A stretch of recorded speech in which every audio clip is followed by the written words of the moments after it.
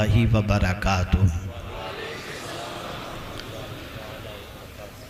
जिस आये करीमा की तिलावत का मैंने शर्फ हासिल किया, उससे मुताल्लिक़ कुछ मारूज़ात पेश करने से पहले आक़ाए करीम रऊफ़ रहीम अलैहि तहिय्यत व तस्लीम की बारगाह में जिस तरीक़े से मैं पढ़ाऊँ, अक़ीदत व मोहब्बत में डूब कर उसी तरीक़े से दुरूद व सलाम का नजराना पेश करें।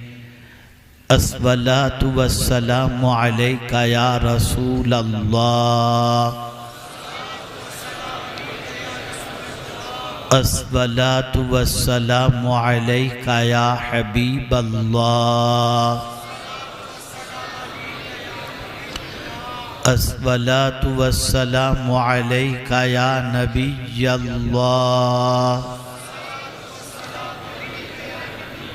अस्सलातु वस्सलामु अलैका या नूर अल्लाह, व अला आलिका व अस्हाबिका या हबीब अल्लाह, सल्लल्लाहु तआला अलैहि वसल्लम। मिंबर रसूल पर जलवागर उलमाए ज़वील एहतराम, जिनकी बारगाह के अंदर मैं मुअद्दबाना माफ़ी का तलबगार हूँ। मैंने आते ही थोड़ा सा शोर व गुल सुना तो मैंने चुप करने की कोशिश की और आपसे भी चुप रहने की अपील सिर्फ इसलिए कर रहा हूँ कि जो कौम अल्लाह की बात पर तवज्जो देने की बजाय अपनी बात करे, उस कौम को अल्लाह उरूज कहाँ से अता कर सकता है। मैं आपको यहाँ बैठकर अल्लाह का जिक्र सुना रहा हूँ, अल्लाह का फरमान सुना रहा हूँ, हुजूर सल्लल्लाहु अलैहि वसल्लम का फरमान सुना रहा हूँ, और आप हैं कि अपनी बातों में लगे हुए हैं और अपनी बातों को अहमियत देते हैं और अल्लाह और उसके रसूल जल्ल जलालुहु व सल्लल्लाहु अलैहि वसल्लम के फरामीन पर तवज्जो नहीं देते, तो आप फिर सुनना ही नहीं था तो आए क्यों यहाँ पर। और आप समझते होंगे कि आप ये कर रहे, नहीं, शैतान पूरी कोशिश करता है कि कोई भी अल्लाह का फरमान आपके कानों तक न पहुंचे।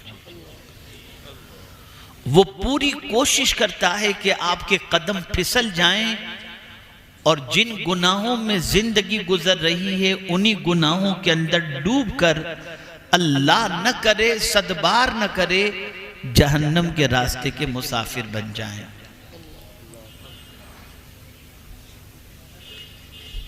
मैं उन लोगों से गुजारिश करूंगा जो दूर रहकर बात करते हुए ये समझते हैं कि हमारी बात तो यहीं हो रही है, वहां तक कैसे पहुंचेगी, उनकी आवाज भी यहां तक पहुंचती है। आप ज़रा सोचो, ये तमसील, ये मिसाल समझने समझाने के लिए है। एक बाप अपने बेटे से कुछ कहे और बेटा तवज्जो देने की बजाय इधर उधर अपनी बातों में लग जाए तो बाप को कितनी नाराज़गी होगी।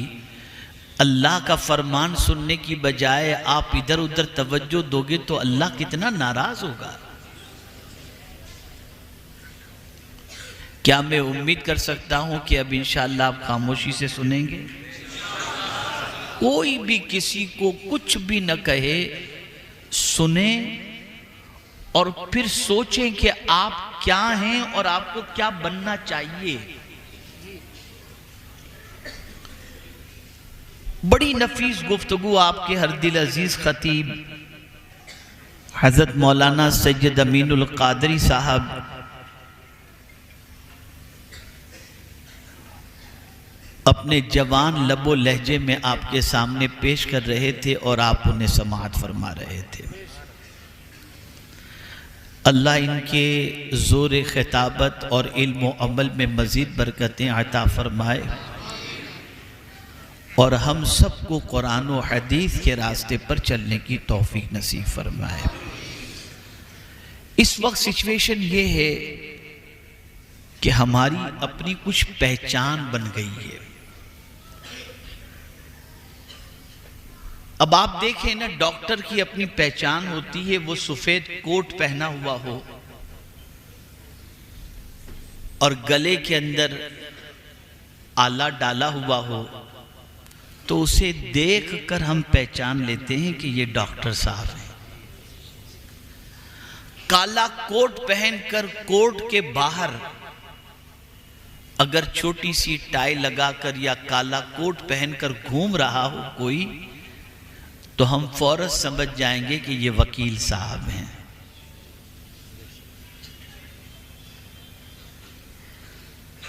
पहचान होती है और पहचान करानी नहीं पड़ती, लिबास से आदमी पहचान। बेटा बैठ जाओ, बेटा बैठ जाओ, या अल्लाह। लिबास से आदमी पहचान लेता है। आपके चेहरे पर दाढ़ी है, सर पर टोपी है, तो देखकर आदमी पहचान लेगा ये मुसलमान है, फौरन कहेगा अस्सलाम वालेकुम।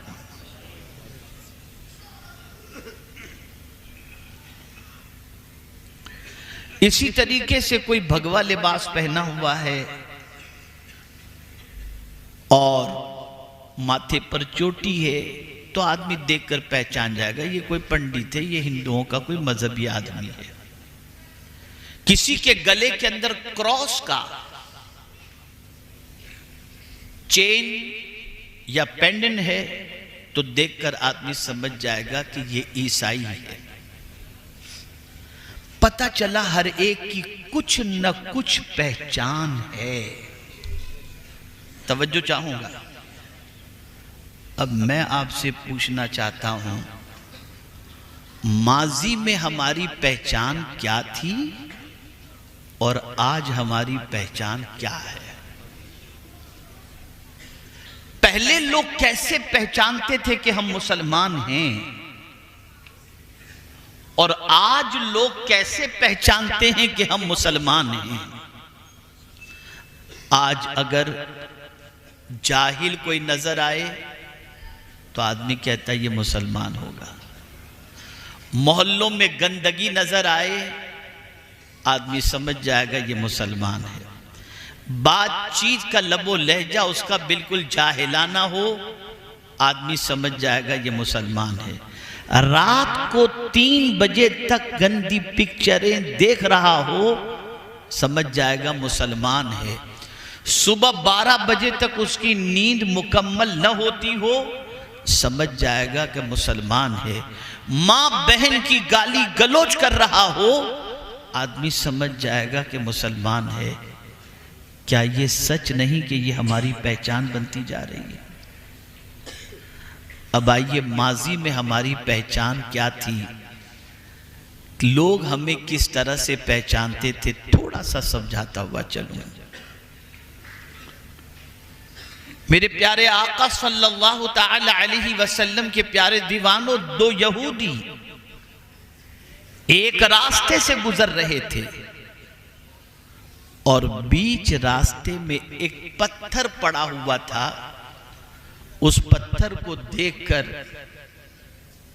एक दूसरे से कहने लगे, पता नहीं ये पत्थर यहां कैसे पड़ा हुआ है। तो दूसरे यहूदी ने जवाब दिया, शायद यहां से कोई मुसलमान नहीं गुजरा, वरना इस पत्थर को जरूर उठा करके किनारे पर रख देता। ये हमारी पहचान थी। मैं खुदा के लिए हाथ जोड़कर अर्ज करूंगा, हाथ जोड़कर अर्ज करूंगा, सुनना हो तो बिल्कुल खामोश रहकर कुछ सुनो। मैं अक्सर कहा करता हूं कि मैं ऑपरेशन करने के लिए यहां पर आता हूं और ऑपरेशन थिएटर के अंदर डिस्टर्ब हो तो केस फेल हो जाता है। मैं आपके दिमाग को समझाना चाहता हूं, संवारना चाहता हूं। ये हमारी पहचान थी, ये हमारी शनाख्त थी, ये हमारी आइडेंटिटी थी। लोग इन चीजों को देखकर पहचान लेते थे कि ये मुस्तफा प्यारे का दीवाना है। जब स्पेन से मुसलमानों को निकाला जा रहा था और जब एक बड़ी तादाद मुसलमानों की स्पेन से निकाल दी गई, तो ईसाइयों ने सोचा कि जरा देखें तो सही, अब तो कोई इस्लाम मुसलमान यहां पर स्पेन में नहीं बचा। तो मुसलमानों ने डर के मारे दाढ़ियां निकलवा दी थी, ईसाई लिबास पहन लिया था और इस तरह से छुप करके स्पेन में रहते थे। उस वक्त ईसाइयों ने ला हौला वला कुव्वता इल्ला बिल्लाह,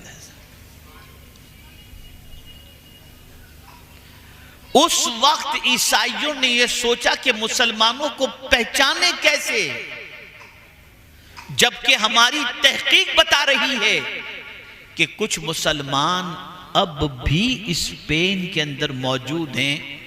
तो एक तरीका उन्होंने सेट किया और वो तरीका ये था कि बीच चौराहे पर एक पानी का मटका रख दिया, उसके थोड़े से फासले पर एक कोढ़ के मरीज को बिठा दिया और उस कोढ़ के मरीज से कहा कि जब भी कोई यहां से निकले तो पानी मांगना, सबसे कहना पानी पिलाओ, बस ये तेरा काम है। जासूस सब तरफ फैले हुए थे, वो हर निकलने वाले से कहता पानी, अल आतश, वाटर, पानी मांग रहा था। लोग उस पर तवज्जो देने की बजाय चले जा रहे थे। ऐसे में एक कोट और पेंट में मलबूस शख्स जैसे ही उस कोढ़ के मरीज की आवाज सुनता है, पानी के मटके की तरफ लपकता है, पानी का गिलास भरता है और उस कोढ़ के मरीज को देता है। करीब में मौजूद जासूस आते हैं और आकर के उसे पकड़ लेते हैं, नाम पूछते हैं तेरा नाम क्या? उसने अपना नाम क्रिश्चियन बताया। उसने कहा नहीं तो मुसलमान है। अल्लाह अकबर। बाद में काफी तहकीक की गई तो पता चला कि वो मुसलमान था। उसके बाद उस मुसलमान ने ईसाई जासूस से पूछा, मेरे हाथ में तस्बीह भी नहीं थी, मेरे चेहरे पे दाढ़ी भी नहीं थी, मेरा सर सजदे में भी नहीं था, मैं कुरान की तिलावत भी नहीं कर रहा था, आखिर एक कोढ़ के मरीज को पानी पिलाने पर तुमने कैसे पहचान लिया कि मैं मुसलमान हूं? जवाब सुनो। ईसाई जासूस कहता है, अगर किसी मरीज को कोई पानी पिला सकता है तो मोहम्मद का दीवाना ही पिला सकता है। ये पहचान थी हमारी,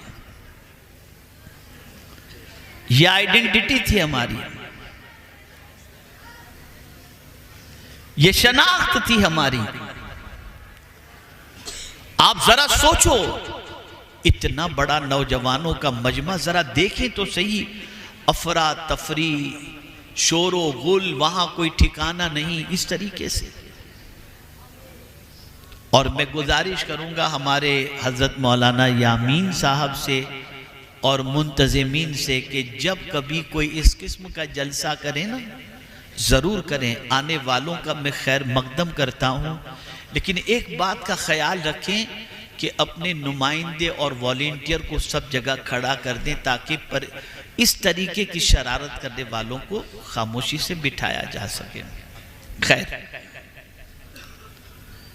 आखिर क्या वजह है अब ये भी बता दो। जुम्मा के अंदर मस्जिद में जाकर आप तकरीर सुनते हैं, शायद किसी की जिंदगी बदलती। 12 रबीउन नूर के 12 खिताब सुनते हैं, जैसे थे वैसे ही। 11वीं शरीफ के 11 खिताबात सुनते हैं, गौसे पाक की अजमतों को सुनते हैं, कोई फर्क नहीं पड़ता। बल्कि हद तो यह है कि ताजदारे करबला इमाम हुसैन रज़ी अल्लाह तआला अन्हु की शहादत का वाकया सुनकर आंसू तो बहा लेते हैं, लेकिन फिर भी पंजवक्ता नमाजी नहीं बन पाते। ये जरूर हम कहते हैं कि इमाम हुसैन ने सजदे पे सर दिया, लेकिन इस वाक़े को सुनने वाला सजदा करने के लिए क्यों तैयार नहीं होता?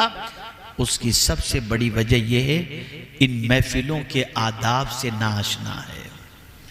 बेवुजू आ गए, नापाक आ गए, बगैर टोपी बैठ गए, बस टाइम पास, चलो हुल्लड़ हुल्ला करके चले आएंगे, यूं फोटो नहीं, यूं सेल्फी नहीं, ये मोबाइल नहीं, ये मोबाइल। कहां से बरकत होगी, कहां से जिंदगी बदलेगी? क्या कभी आपने ये नीयत की कि मैं इसलिए पहुंचूं कि कुछ अल्लाह और उसके रसूल का जिक्र सुनकर मैं अपनी जिंदगी तब्दील करूं?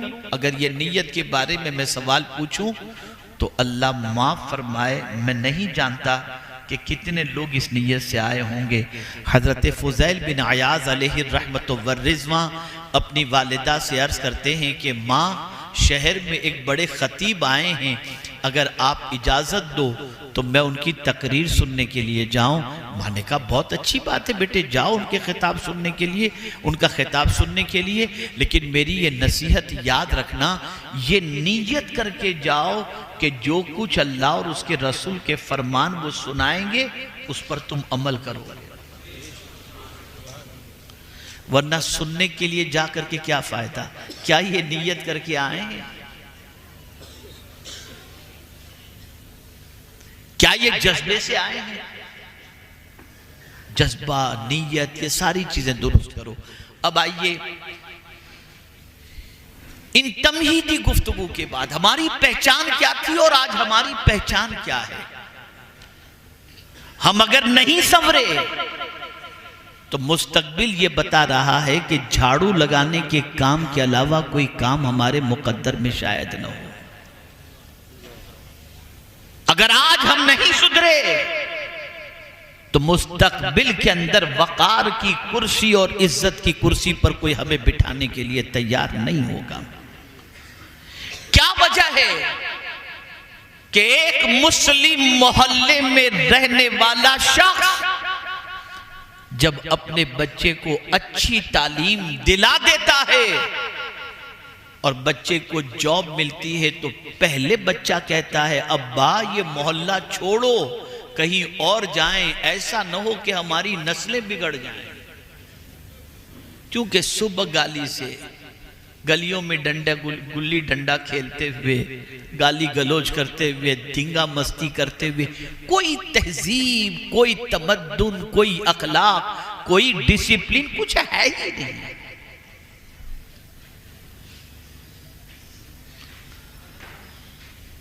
क्या यही हमारी पहचान थी? नहीं। आइए मैं आपको पहचान बताऊं। कमोबेश 800 साल पहले बगदाद की सरजमीन पर फ्रांस का एक नौजवान इस गर्व से पहुंचा कि बगदाद में 30 यूनिवर्सिटी, 30 जामियात थे और वहां के इल्म का शोहरा था। फ्रांस का एक ईसाई बगदाद की सरजमीन पर पहुंचा। मेरे नौजवान बच्चों, मैं तुमसे नाउम्मीद नहीं हूं। मैंने कई ऐसे नौजवान देखे हैं जो आज ऐसे ही फुदकते नजर आते थे, लेकिन अल्हम्दुलिल्लाह आज उनकी जिंदगी इतनी संजीदा है कि उनकी जिंदगी को देख करके रश्क आता है, मायूस नहीं। बगदाद की सरजमीन पर फ्रांस का एक तालिब इल्म आता है यूनिवर्सिटी का जायजा लेने के लिए कि जरा देखूं तो सही कि यहां की यूनिवर्सिटी का तालीमी मेयार क्या है। बगदाद की सरजमीन पर जब जैसे ही वो पहुंचा, बगदाद की गली में घूमने वाले नौजवानों जरा सुनना गौर से, बगदाद की गली में घूमने वाले चंद नौजवानों ने जब उस अजनबी को देखा और महसूस किया कि ये बाहर का कोई आया हुआ है, तो उससे मिले और उसको पूछा कहां से आए हो? उसने कहा फ्रांस से आया हूं। कैसे आना हुआ? कब बस यूनिवर्सिटी का जायजा लेने के लिए आया हूं ताकि मैं एडमिशन लूं या तालीम के लिए आऊं या ना आऊं, इसलिए मैं हाजिर हुआ हूं। जब ये गुफ्तगू चल रही थी तो उस फ्रांस के नौजवान ने बगदाद की गलियों के 22 से 25 साल के अंदर के उन 4 नौजवानों से पूछता है, आप क्या करते हो भाई? पहले नौजवान से पूछा आप क्या करते हो? तो उसने कहा मैं माहिर अर्दियात बन रहा हूं। दूसरे से पूछा तुम क्या कर रहे हो? कहा मैं साइंस का इल्म हासिल कर रहा हूं। तीसरे से पूछा तुम क्या कर रहे हो? उसने कहा मैं माहिर फलकियात बन रहा हूं।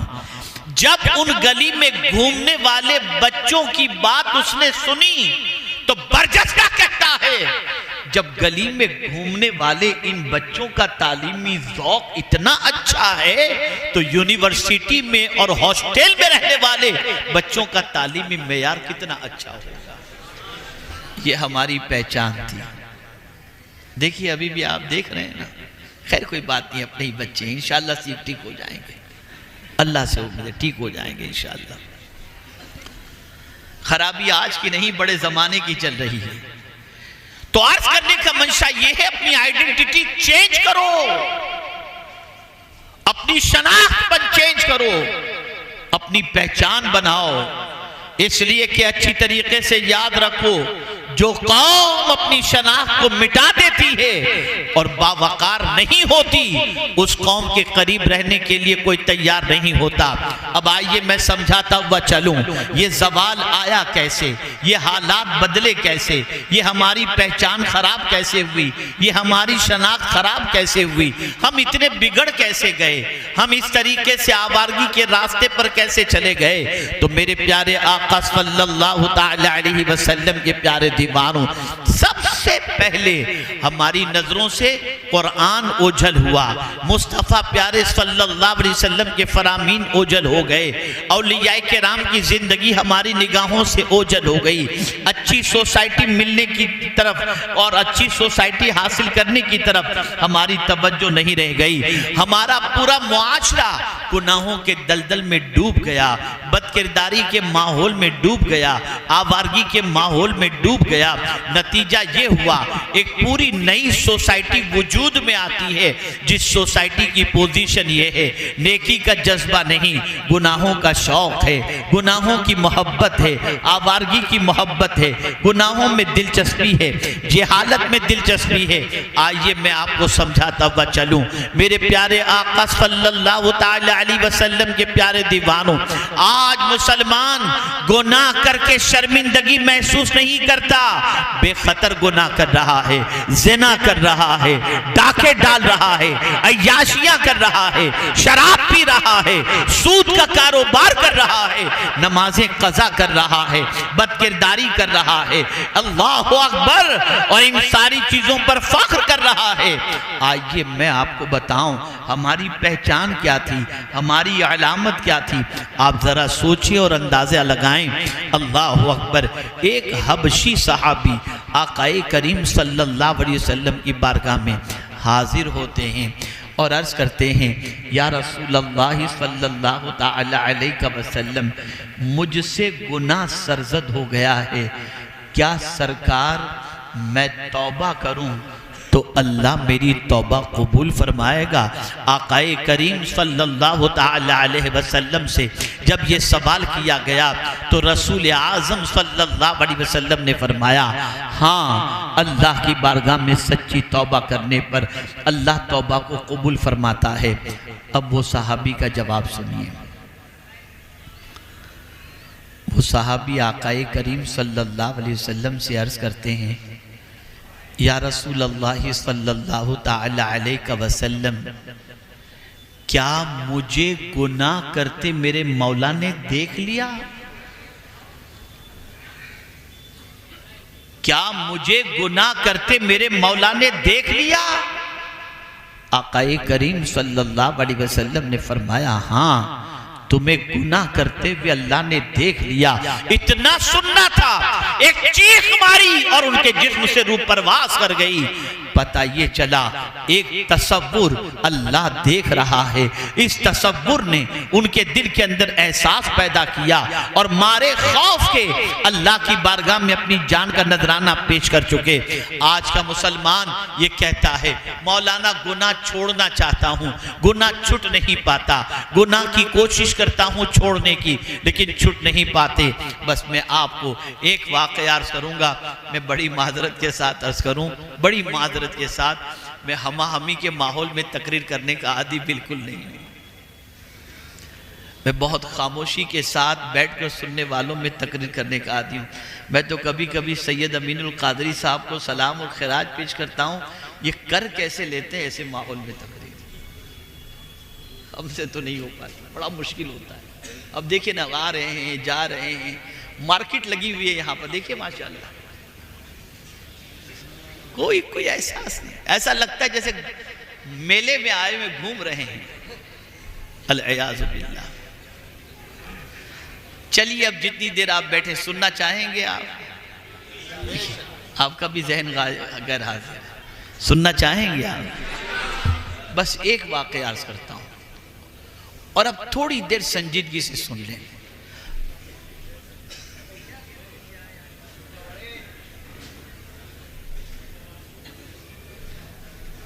और अगर ये वाक़या, नौजवान बच्चों चलो होने दो, जो वहां होता है, आप तवज्जो से सुनो।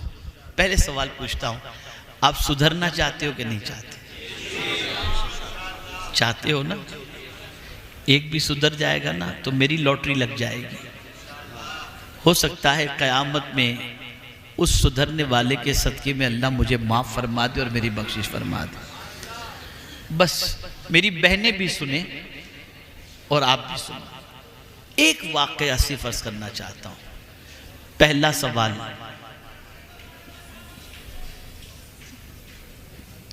ये बताइए, गुनाह अच्छी चीज है या बुरी चीज है? बुरी चीज है ना? क्या बुरी चीज से कोई मोहब्बत करता है? नहीं करता ना। क्या आप चाहते हैं कि अल्लाह गुनाह से आपको नजात अता फरमाए? कितने लोग गुनाह से बचना चाहते हैं? माशाअल्लाह माशाअल्लाह। अब नीचे हाथ रखें। आप बचना चाहते हैं, उलमा के पास, मशाइख के पास, बुजुर्गों के आस्थाने पर जाकर, काबा शरीफ, मदीने शरीफ, बगदाद शरीफ, अजमेर शरीफ जाकर के सोचते हैं अब गुनाह नहीं करूँगा, लेकिन फिर भी गुनाह हो जाता है कि नहीं होता? हो जाता है ना। मैं एक वाक़या सिर्फ आपको सुनाता हूँ, इसे याद रखना प्लीज़ बराए करम। इस वाक़े को याद रखना। इस वाक़े में एक बुजुर्ग ने एक गुनहगार को नसीहत फरमाई है और उस नसीहत के बाद उस गुनहगार ने गुनाह करना ही छोड़ दिया। आप लोग छोड़ना चाहते हैं गुनाह करना?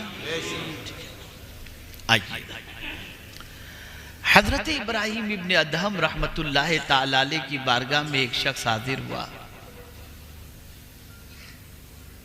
और अर्ज करता है, हुजूर अल्लाह से डरता हूं मैं, लेकिन फिर भी गुनाह नहीं छूटते। डरता हूं अल्लाह से, लेकिन डरने के बावजूद भी मुझसे गुनाह हो जाते हैं। कोई ऐसा आइडिया बताएं, ऐसी तजवीज़ बताएं कि मैं गुनाह से बच जाऊं। अब अल्लाह वाले तो अल्लाह वाले ही होते हैं। शफकत फरमाई, गौर से सुनिएगा। उन्होंने कहा, बेटा मैं तेरे सामने चंद तजावीज़ रखता हूं, इसको तो सुन ले, फिर उसके बाद मुझे जवाब दे। पहली तजवीज़, बेटा जब तुझे गुनाह का ख्याल आए ना कि गुनाह करना है, तो ऐसी जगह जाकर के गुनाह कर जहां तुझे खुदा न देख रहा हो।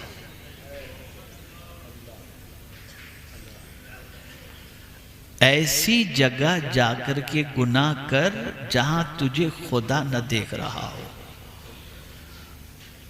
उसने कहा, हज़रत कैसी बात आप कर रहे हैं? कहां अल्लाह से छुप सकते हैं? उसकी शान तो ये है, यअलमु खाइनतल अयुन व मा तुख्फी सुदूर। वो दिल के छुपे हुए बातों को, ख्याल को भी जानता है, उससे वो भी चीज पोशीदा नहीं। यअलमु मा तुवस्विसु बिही नफ्सा। उसकी शान तो ये है, इन्नल्लाह ला यख्फा अलैहि शैउन फिल अर्द वला फिस समा। आसमान और जमीन के दरमियान कोई चीज ऐसी नहीं जो अल्लाह से छुपी हुई हो। उससे छुप करके आदमी कहां गुनाह कर सकेगा। तो इरशाद फरमाते हैं, बेटे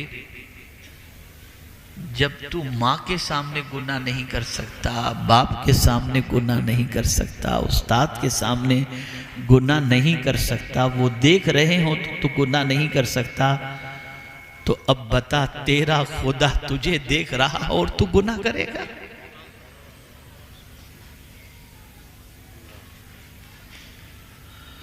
तो जब गुनाह का ख्याल पैदा हो तो ऐसी जगह चला जा जहां तुझे तेरा मौला न देख रहा हो। का हुजूर ये पॉसिबल नहीं, और कोई बात बताएं? का अच्छा दूसरी बात सुन ले। जब तेरे दिल में गुनाह का इरादा और ख्याल पैदा हो ना, तो फिर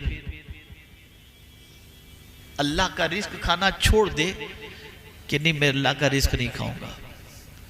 वो कहता है उसके अलावा कौन खिलाने वाला है, वही तो रोजी देने वाला है, वही तो जिंदगी देने वाला है, वही तो इज्जत देने वाला है, उसी ने तो सब कुछ अता किया। तो फिर हजरत इब्राहिम इब्ने अदहम अलैहि रहमा फरमाते हैं, बेटे क्या ये ज़ेब देता है कि खा अल्लाह का और काम तू शैतान के कर?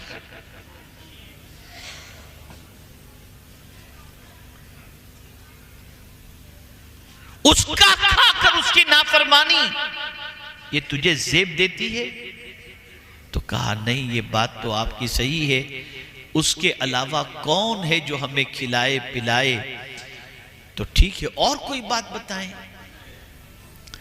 तो इरशाद फरमाते बेटे एक काम करना, जब तेरी रूह कब्ज करने के लिए फरिश्ता आए ना, तो उससे कहना बाद में आना, मुझे थोड़ा सा टाइम दे दे, मैं तौबा कर लूं। कहा हुजूर कैसी बात कर रहे हैं? कुरान कहता है लिकुल्लि उम्मतिन अजल इज़ा जाअ अजलुहुम ला यस्तअखिरून साअतन वला यस्तक़दिमून। मौत का वक्त मुकर्रर है, न मौत एक लम्हा पहले आ सकती है न एक लम्हा बाद में आ सकती है। हुजूर अगर रूह कब्ज करने वाला फरिश्ता मेरे पास पहुंचेगा तो मैं न वो मुझे मोहलत देगा न मैं उससे मोहलत ले सकता हूं। तो इरशाद फरमाते हैं बेटे तुझे मालूम है कि तू कब मरेगा? कहा नहीं मालूम, नहीं मालूम। तुम मौत के फरिश्ते को लौटा सकता है? कहा नहीं। कहा अब मुझे बता कि जब तुझे तौबा की तौफीक, तू तौबा की भीख मौत से पहले मांगने के लिए फरिश्ते को कहेगा कि बाद में आना, तो फरिश्ता तुझे मोहलत नहीं देगा, तो क्यों आज ही तू तौबा नहीं कर लेता?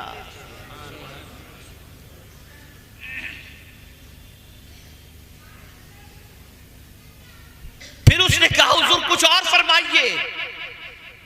तो हजरत इब्राहिम इब्ने अदहम रहमतुल्लाह ताला अलैह फरमाते बेटे जब तू मर जाए और तुझे कब्र के अंदर लोग लिटा करके चले जाए ना, और नकीरें जब तेरे पास सवाल पूछने के लिए आए तो कह देना कि मैं जवाब नहीं देता हूं। कहा हुजूर ये कैसे मैं कह सकूंगा, ये मैं कैसे कह सकूंगा? कहा तो जिसको कब्र के अंदर नकीरैन को जवाब देना है, क्या कभी तूने सोचा कि गुनाहों की वजह से कब्र के सवाल के जवाब डिफिकल्ट हो जाएंगे और वहां तुझे जवाब देने में दुश्वारी होगी? तो जो चीज कब्र के सवालात और जवाबात में दुश्वारियां पैदा कर दे, क्या तू उसे छोड़ने के लिए तैयार नहीं? और फिर एक बात और उन्होंने फरमाई, जब कल बरोज़े क़यामत तुझे फरिश्ते जहन्नम की तरफ ले जाने के लिए तैयार हो तो कह देना कि मैं नहीं आता। उसने कहा हुजूर वो हम मेरी मानेंगे कि रब की मानेंगे? इरशाद फरमाया बेटे ये चंद तजावीज़ थी जो मैंने तेरे सामने रख दी। उसने आंसू बहाते हुए कहा या इब्राहिम इब्ने अदहम अपना हाथ बढ़ाइए, मैं आज के बाद गुनाहों से सच्चे दिल से तौबा करता हूं और कभी अब गुनाहों की तरफ नहीं जाऊंगा। और उसने तौबा करके सीधे रास्ते पर चलने का अहद कर लिया। मैं आपसे पूछना चाहता हूं, अल्लाह से छुप सकते हो कहीं? जब नहीं छुप सकते, वो देख रहा है और गुनाह कर रहे हो। बायजीद बुस्तामी अलैहिर्रहमा के पास एक शख्स हाजिर आया और अर्ज करता है, हुजूर तकरीबन गुनाह मुझसे छूट गए, एक गुनाह मुझसे नहीं छूटता और वो गुनाह ये है, मैं निकलता हूं तो किसी लड़की पर मेरी नजर उड़ जाती है, ये आवारगी, ये बदनिगाही मुझसे नहीं छूट रही, कोई नुस्खा अता फरमाएं। इरशाद फरमाते हैं, जब तेरी तबीयत किसी गैर महरम को देखने के लिए तुझे कहे, उस वक्त यही तसव्वुर करना तू उसे देख रहा है और तेरा खुदा तुझे देख रहा है। मुसलमानों, गुनाह ने क्या दिया हमें?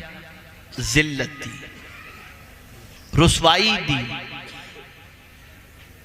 बेवकात कर दिया, चैन और सुकून हमारी जिंदगी से रुखसत हो चुका, बच्चे हाथों से निकल गए, घरों के अंदर तबाहियां और बर्बादियां दस्तक देने लगी। मेरे प्यारे आका सल्लल्लाहु ताला अलैहि वसल्लम के प्यारे दीवानों, अपनी पहचान बनाओ, अपनी शनाख्त बनाओ, अपनी आइडेंटिटी बनाओ, अपनी जिंदगी को गुनाहों से बचाओ, गुनाहों के रास्ते पर मत चलो। और कुरान ने तो वाज़ेह लफ्जों में फरमा दिया, वज़रू ज़ाहिरल इस्म व बातिनहु, जाहिरी गुनाह भी छोड़ दो और बातिनी गुनाह भी छोड़ दो, खलवत के गुनाह भी छोड़ दो, जलवत के गुनाह भी छोड़ दो, दिल के गुनाह भी छोड़ दो और जिस्म के गुनाह को भी छोड़ दो, छोड़ दो।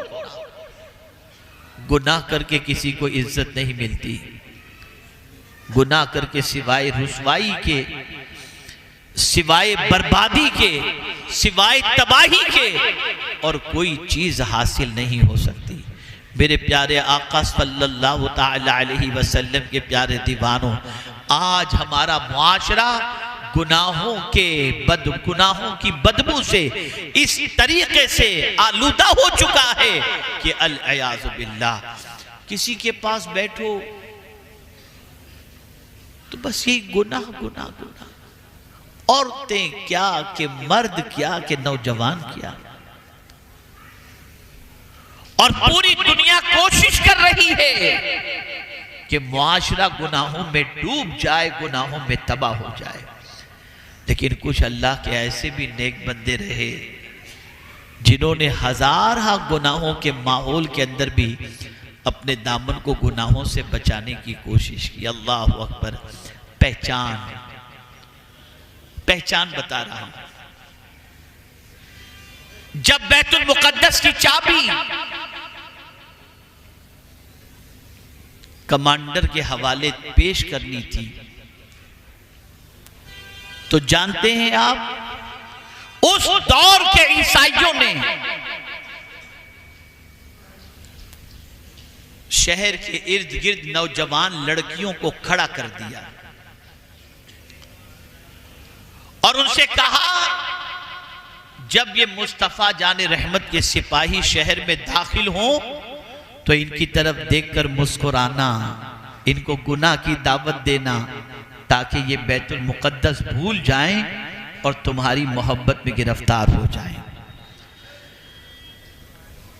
कमांडर ने फौरन सारे मुजाहिदीन से कहा कि शहर में जब दाखिल होना तो कुरान कहता है, कुल लिल मुमिनीना यगुद्दू मिन अबसारिहिम व यहफज़ू फुरूजहुम, अपनी निगाहों को नीची करके दाखिल होना। सारे मुजाहिदीन बैतुल मुकद्दस की चाबी लेकर के, कमांडर आगे, ये पीछे पीछे निगाहें नीची किए हुए चल रहे हैं। दाएं भी खूबसूरत लड़कियां, बाएं भी खूबसूरत लड़कियां अपना हुस्न बिखेर रही हैं कि ये नौजवान हमारी तरफ देखें, लेकिन अल्लाह अकबर, नौजवान गर्दन को झुकाए झुकाए आगे बढ़ते जा रहे हैं। एक बच्ची की तरफ भी निगाह उठाकर नौजवानों ने न देखा। अल्लाह अकबर, जब आखिरी नौजवान बच गया था तो एक लड़की ने जोर से कहा, पता नहीं ये कैसे नौजवान हैं और इनकी निगाहों में कौन बसा हुआ है कि हमारी तरफ निगाह उठाकर नहीं देखते। वो मुजाहिद नौजवान रुक गया जो 22 साल का था कमोबेश, और रुक करके कहता है, ऐ लड़की सुन ले, जिसकी निगाहों में गुंबद खदरा हो वो लड़कियों के हुस्न पर अपना ईमान बेचा नहीं करता। हमारी निगाहों के अंदर मदीने के ताजदार का गुंबद समाया हुआ है। ये थी हमारी पहचान, ये थी हमारी आइडेंटिटी। बस मैं यही अर्ज करूंगा, तौबा कर लो। जब कभी अल्लाह न करे गुनाह का ख्याल पैदा हो, बस ये सोचना अल्लाह देख रहा है, अल्लाह देख रहा है, अल्लाह देख रहा है। इस तसव्वुर को जब दिलो दिमाग के अंदर महफूज कर लोगे तो रात को YouTube पर गंदी पिक्चर देखने के लिए तुम अपना बटन नहीं दबाओगे। सोचोगे मैं इधर देख रहा हूं, मौला मुझे देख रहा है, फौरन बंद कर दो। किसी लड़की की तरफ तुम्हारी निगाह उठ रही होगी, दिल कहेगा खुदा देख रहा है, तुम्हारी निगाह झुक जाएगी। और सुन लो, जिसकी निगाहें खौफे खुदा से झुक जाती हैं, अल्लाह उसके दिल को नूर से मुनव्वर कर दिया करता है, मुनव्वर कर दिया करता है। मेरे प्यारे आका सल्लल्लाहु अलैहि वसल्लम के प्यारे दीवानों, इन्हीं कलिमात खैर पर, जिस मौजू पर, जिस आयत पर मुझे गुफ्तगू करनी थी, मैं माजरत चाहता हूँ कि उस आयत पर न कर सका, लेकिन उससे मुत्तसिल जो मुझे कहना था कुछ बातें मैं आपकी समाअतों के हवाले कर चुका। ज़िंदगी रही फिर कभी हाजिर होऊंगा, लेकिन मुझे उम्मीद है कि आप मेरा मिजाज समझ चुके हैं कि मैं किस माहौल में गुफ्तगू करने का आदी हूँ। अल्लाह ताला आकाए करीम सल्लल्लाहु अलैहि वसल्लम के सदके इस उम्मत के हाल को दुरुस्त फरमाए। अब ये उम्मत का हाल बेहतर कैसे होगा, इस उम्मत का हाल दुरुस्त कैसे होगा, तो सुन लो, कपड़े अच्छे पहनने से, गाड़ी अच्छी लेने से, बंगला बनाने से हालात नहीं बदलते, किरदार बदलने से हालात बदलते हैं। तो अपना किरदार बदल दो, आदतें बदल दो, अल्लाह खुद ब खुद हालात बदल देगा। अल्लाह मुझे आपको सबको तौफीक नसीब फरमाए। दारुल उलूम उस्मानिया फैज़ान रज़ा को दिन दुनी रात चौगुनी तरक्की अता फरमाए। व मा अलैना इल्लल बलागुल मुबीन। अस्सलामु अलैकुम।